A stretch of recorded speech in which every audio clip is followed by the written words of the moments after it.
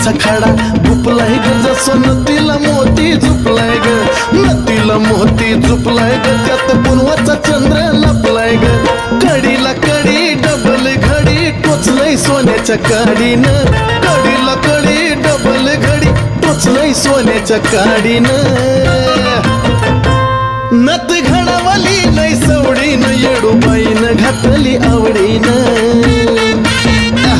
नत घडावली नाही सवडीनं येडूबाईनं घातली आवडीनं